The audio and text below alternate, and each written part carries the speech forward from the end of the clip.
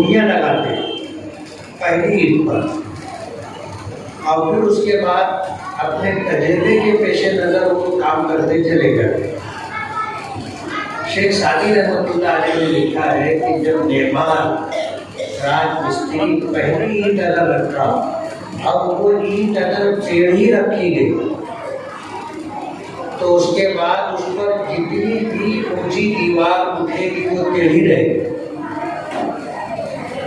عشق اول چونہت مہمان کرے کہ پہلی اینٹ اگر مستری نے ٹیڑھی رکھ دی تو اس کے اوپر جو دیوار اٹھے گی تا سریا بھی ربط دیوار کر، اس کے اوپر جو دیوار اٹھائی جائے گی بلند کی جائے گی وہ اگر سریا ستارے تک بھی لے جائیں گے تو ٹیڑھی رہے گی، سیدھی نہیں ہوگی۔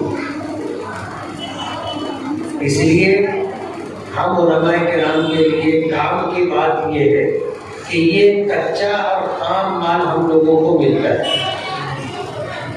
ہمارے گھروں میں تربیت کا ماحول نہیں، باپ کمانے میں پریشان ہوتا ہے، اس کو بچوں کے مستقبل کے تعلق سے کچھ پروگرام اس کے ذہن میں نہیں ہوتا، وہ صرف اتنا کرتا ہے کہ کما کر کے اپنی اور بچوں کی ضرورت پوری کر لے، گھر چل جائے۔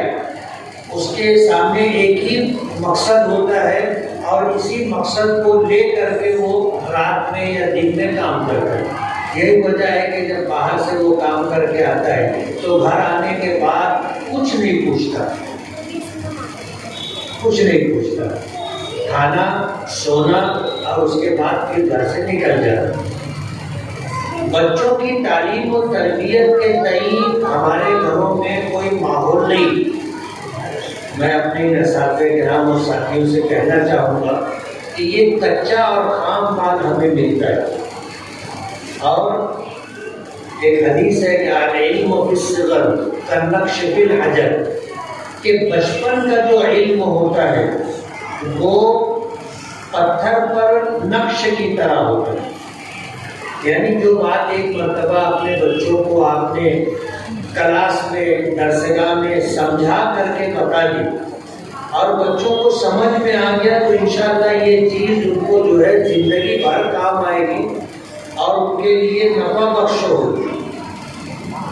اس لیے ہمارے پاس پڑھنے کے لیے جو بچے آتے ہیں ان کا وقت ضائع اور برباد نہیں ہوتا، ایک ایک لمحہ ان بچوں کا بہت قیمتی۔ بعض اساتذہ کے نام کلاس میں بچوں پہ توجہ نہیں دیتے، موبائل میں لگے رہتے ہیں یا اپنی ذمہ داری پوری نہیں کرتے کہ بچوں کو تعلیم کے ساتھ ساتھ ان کی تربیت کی فکر کرنی چاہیے۔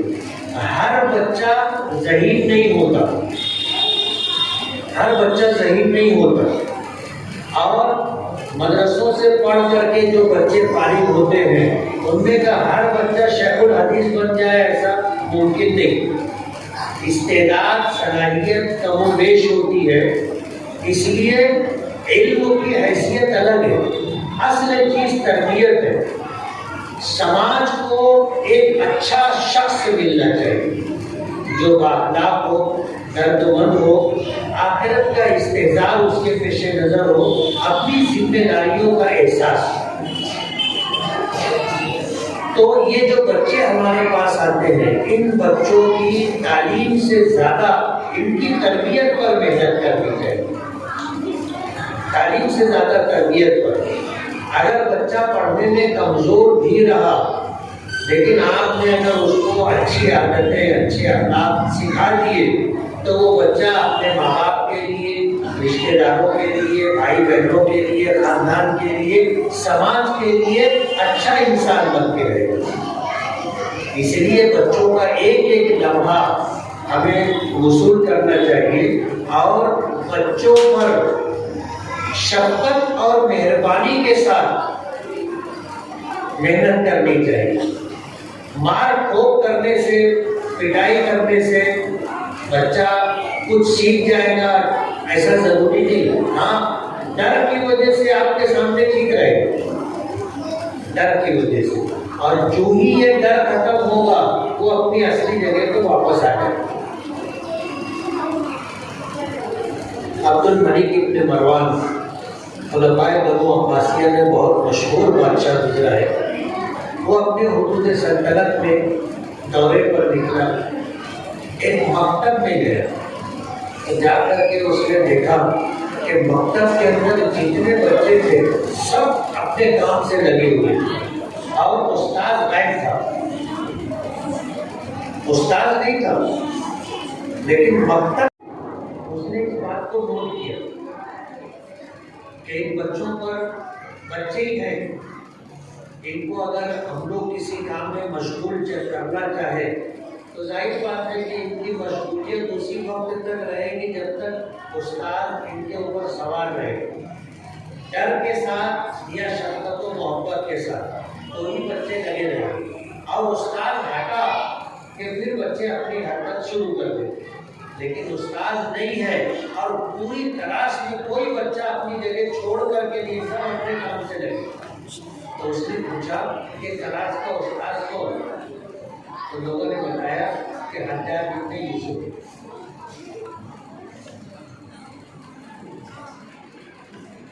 حجاج ابن یوسف ہے. حجاج ابن یوسف کے متعلق آتا ہے کہ اتنا زبردست اللہ نے حافظہ عطا کیا تھا کہ پورے قرآن پاک پر 2-4 منٹ میں وہ نظر اس کی پھر جاتی. اتنا زبردست، یعنی وہ اپنی جگہ سے اٹھ کر کے گھوڑے کی پیٹھ پہ سوار ہونا ہے، اتنی دیر کے اندر پورے قرآن پاک پہ اس کی نظر ہو جاتی تھی. اور اسی شخص نے قرآن کریم میں زیر، زبر، پیش، جزم سب اس نے لگایا. قرآن کریم میں آج کی اہل عرب اعراب نہیں لگاتے، ان کی تحریریں بغیر اعراب کے رہتی.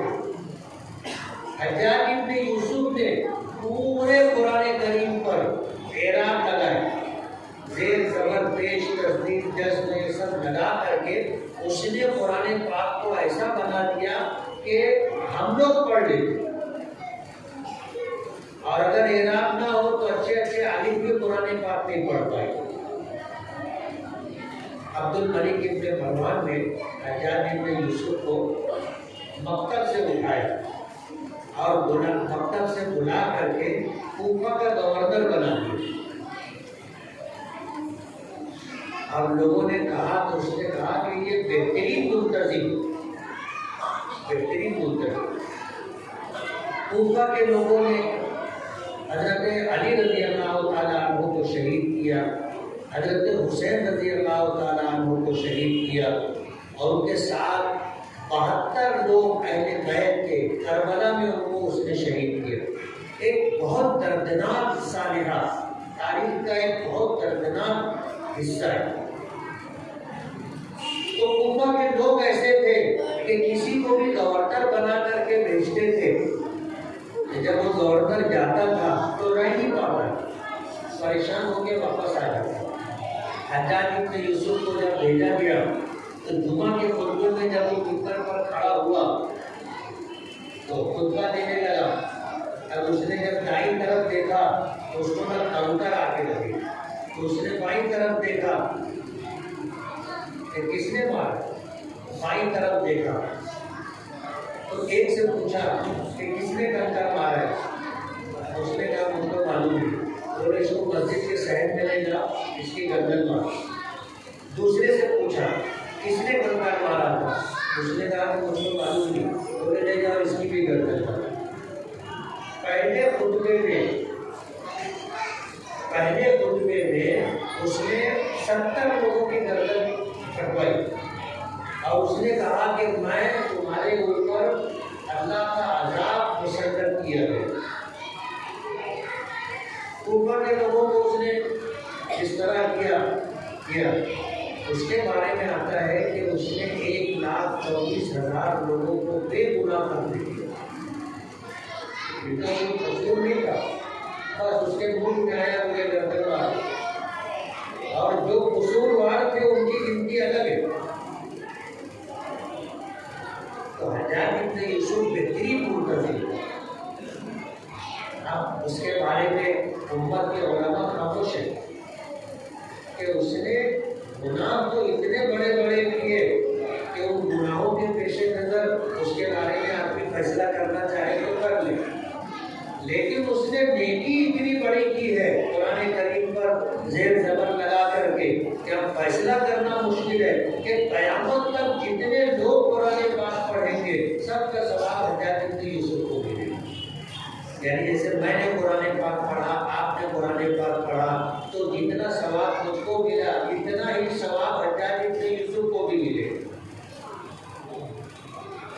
ظاہر بات ہے پوری دنیا میں قرآن کریم پڑھا جاتا ہے، ہم لوگ نہیں پڑھتے، ہم لوگ جو ہے رمضان میں ایک ختم کر لیتے بس۔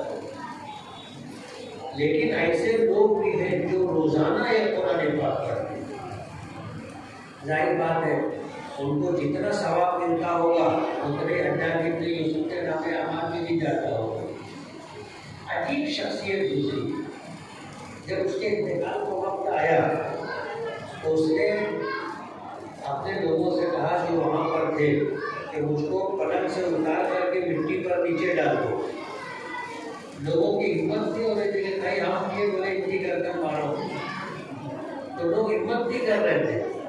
اس نے سختی سے کہا کہ مجھ کو جو ہے زمین پر مٹی پہ ڈال دو، بغیر بستر میں ڈال دیا گیا۔ تو اس نے اپنا رخسار زمین پر رکھا، رگڑا، اور زمین پر رگڑ کر کے اس نے کہا اللہ سے کہ اللہ تو رحمان اور رحیم، چھوٹے چھوٹے گنہگاروں کو معاف کیا اور بخشا تو کیا بات ہے، تو چھوٹے چھوٹے گنہگار، مجھ جیسے بڑے پاپی کو تو بخشے، معاف کر دے، تب پتہ چلے گا کہ تیری رحمان اور رحیمیت کی شان کیا ہے۔ علماء نے لکھا ہے کہ جس طرح اس نے کسر نفسی اور اخیر وقت میں توبہ کے لیے جو الفاظ استعمال کیے، اللہ کی ذات سے امید ہے کہ اللہ نے معاف کر دیا۔ رہ گئے بندوں کے حقوق اور قیامت کے دن اللہ چاہیں گے تو بدلہ دلا دیں گے، یا چاہیں گے تو اپنے پاس سے حجاج ابن اور مظلومین کو اتنا آج وہ ثواب دیں گے کہ وہ لوگ معاف کر دیں گے۔ اس لیے اساتذہ کرام بقدر ضرورت سختی اور پھر محبت اور شفقت کے ساتھ بچوں کو پڑھائیں، کلاس کا ایک ایسا ماحول بنائیں کہ آپ سوار نہ بھی رہے تو بھی بچے اپنا کام کرتے ہیں۔ دوسری بات بچوں سے کہنا چاہوں کہ ہم لوگ الحمدللہ مسلمان ہیں نا، سن رہے کہ نہیں سن رہے؟ نہیں سن رہے، سن رہے ہوتے تو میں جیسے ہی بولا تھا ویسے ہی جواب دیتے۔ ہم لوگ مسلمان ہیں نا، مسلمان کس کو کہتے ہیں تم لوگ کو معلوم ہے؟ ہاتھ اٹھانا کس کو معلوم ہے بچوں میں سے؟ مسلمان کس کو کہتے ہیں؟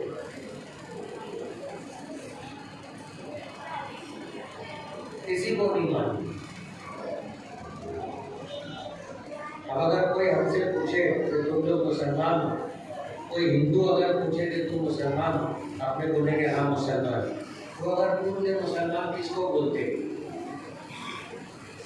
ہم تو خود ہی نہیں معلوم، ہم اس کو کیا بتائیں گے؟ مسلمان کہتے ہیں تابع دار، فرما بردار۔ تابع دار اور فرما بردار کا مطلب یہ ہے کہ ہر اچھی بات مان کر کے چلنے والا، زندگی گزارنے والا۔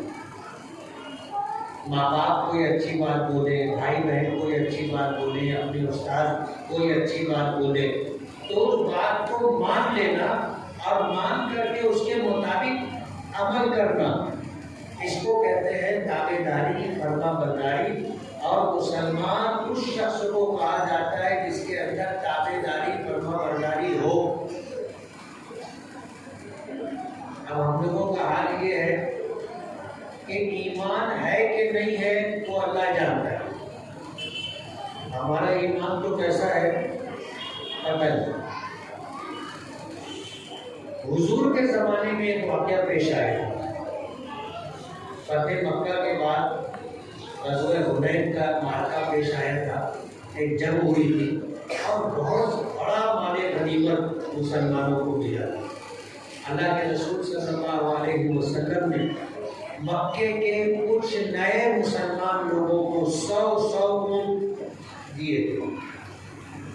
جب 100 اونٹ دیے تو مدینے کے لوگوں کو اعتراض ہوا، صحابہ کرام، اور وہ کہنے لگے کہ محنت ہم نے کی، جہاد ہم نے کیا، قربانی ہم نے دی، اور جب مال میں آیا اور بانٹنے کا موقع آیا تو مال دوسرے لوگوں کو دیا جا رہا ہے۔ مدینے کے انصار نے اعتراض کیا۔ اللہ کے رسول صلی اللہ علیہ وسلم نے ان کو بلایا، صرف انصاری لوگ آنا، کوئی مہاجر نہیں رہے گا اس میں، صرف انصاری لوگوں کو جمع کیا، اور جمع کرنے کے بعد کہا کہ کیا تم اس پر راضی نہیں ہو کہ لوگ مال لے جائیں اور تم اللہ کے رسول کو اپنے گھر لے جاؤ؟ تو انصار صحابہ کھڑے ہو کر کے کہنے لگے کہ اللہ کے رسول ہم اس پر راضی، ہم میں سے کچھ نوجوانوں نے اس طرح کی بات کی جو آپ کے کام تک آئی، ورنہ ہم نے اللہ کی رضا کے لیے آپ کا ساتھ دیا، قربانی دی، مال کے لیے نہیں کی۔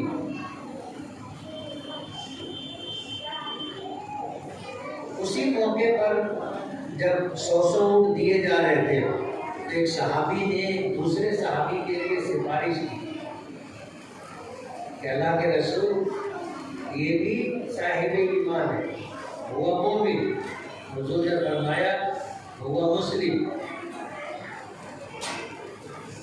وہ بتانے لگے کہ یہ بھی ایمان والا ہے، اس کو بھی دو، تو حضور نے فرمایا کہ یہ مسلمان ہے،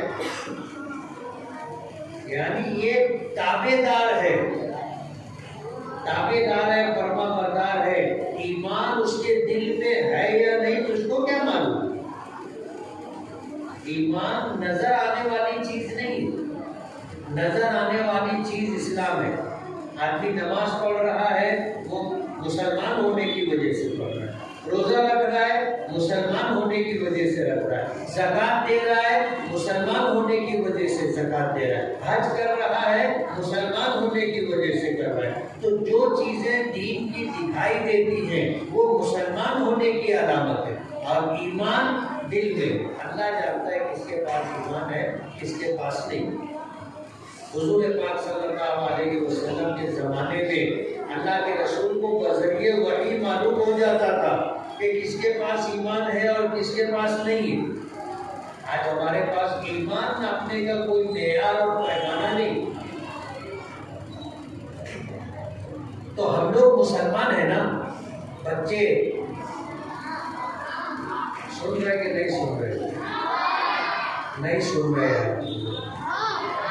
ہاں، تو مسلمان کس کو کہتے ہیں؟ جو اپنے بڑوں کی بات مان کر کے چلے۔ کتنے لوگ اپنے اماں ابا کی اور اپنے مولانا کے استاد کی بات مانتے؟ ہاتھ اٹھانا۔ ایمانداری سے ہیں، مسجد میں اپنے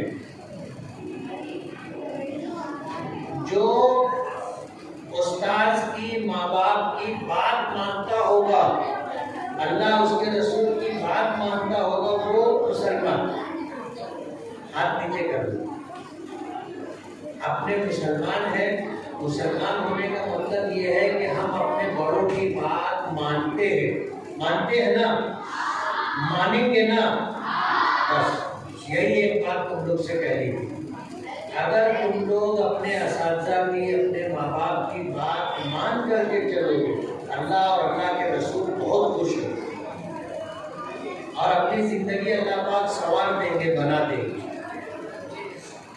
میں اساتذہ کرام کو بہت بہت مبارکباد دوں گا۔ 10 سال سے یہ سلسلہ چل رہا ہے، میرا بھی کئی مرتبہ آنے کا اتفاق ہوا، اور الحمدللہ مولانا امتیاز اقبال صاحب نے اپنے شہر میں مکاتب کی جو کارکردگی ہے اس کے پیش نظر جو بات کرتی ہے بہت خوش آئی، لیکن اسی کے ساتھ ہم مسلمان ہیں یہ احساس رہنا چاہیے۔ تابع داری، فرما برداری، اطاعت گزاری جو مسلمان ہونے کا خاصہ ہے یہ پایا جانا چاہیے۔ اس لیے تعلیم کے ساتھ ساتھ تربیت بھی بہت ضروری ہے، اور اساتذہ کرام نے اگر بچوں کی تربیت کر لی تو یہ سمجھ لیجیے لیے کہ ہم لوگ اپنے مقصد میں کامیاب ہو گئے. اللہ تعالیٰ ہم لوگوں کو عمل کی توفیق دے. وآخر دعوانا الحمدللہ رب العالمین. جن کا نام پکارا جائے فوراً آئے. انصاری تنزیل احمد مبین احمد.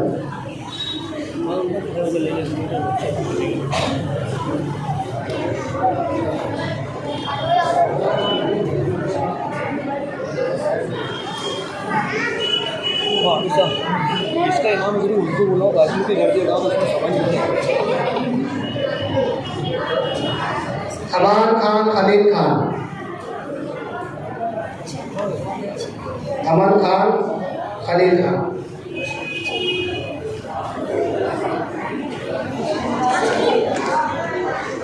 محمد قائم عبد المالک. محمد متصل محمد ادریس.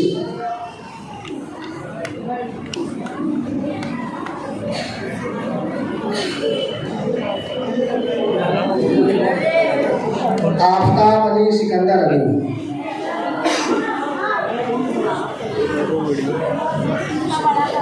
محمد کامل محمد ساجد.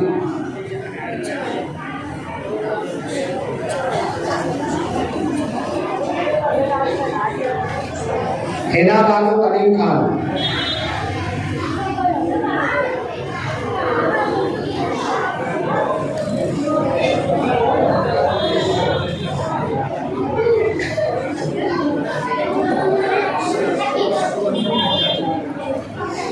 عرفانہ راحت ریاض احمد.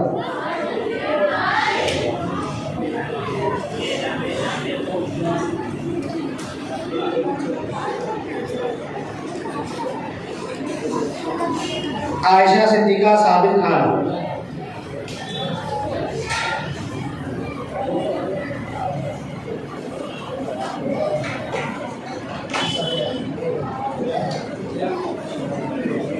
الوینا صدف شیخ ساجد.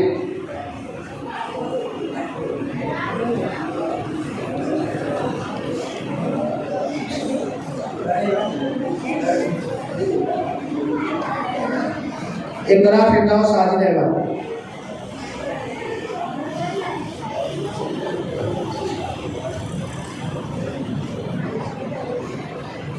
اویش علی اکرم علی.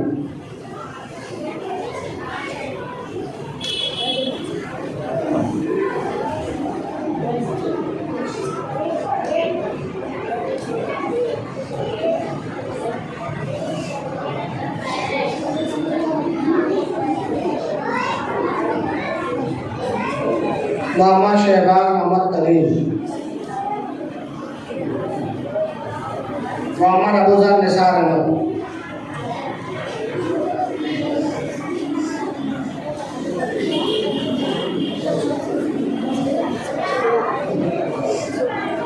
انصاری محمد شاہد محمد مجاہد.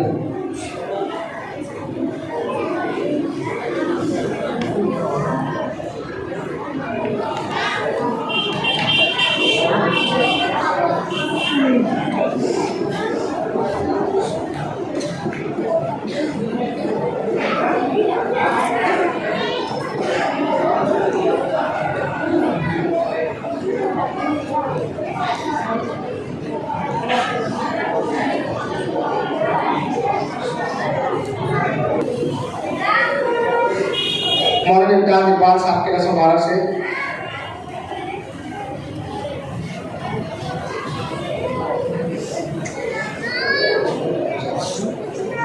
حافظ سبحان احمد دہائی.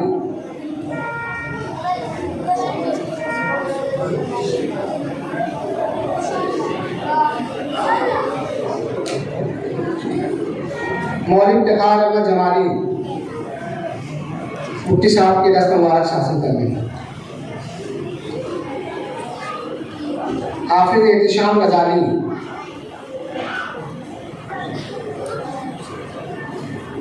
حافظ محمد فیضان خزیمی.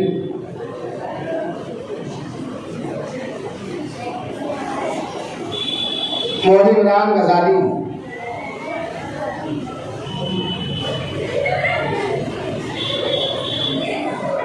مولوی عمران غزالی मिल्ली। हाफिज मुबीन अहमद जमाली।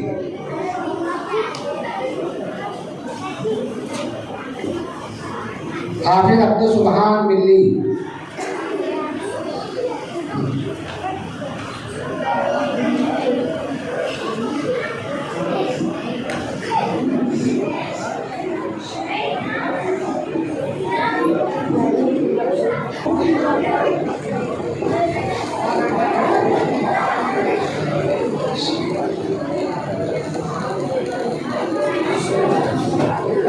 मालेगांव मुस्तफ़ा भंगार बाज़ार डायमंड कारपेट होलसेल रेट में कारपेट दिया जाता है। हर किस्म का यहाँ पर कारपेट दिया जाता है। हमारा पता याद रखें, मालेगांव मुस्तफ़ा भंगार बाज़ार डायमंड कारपेट होलसेल रेट में दिया जाता है।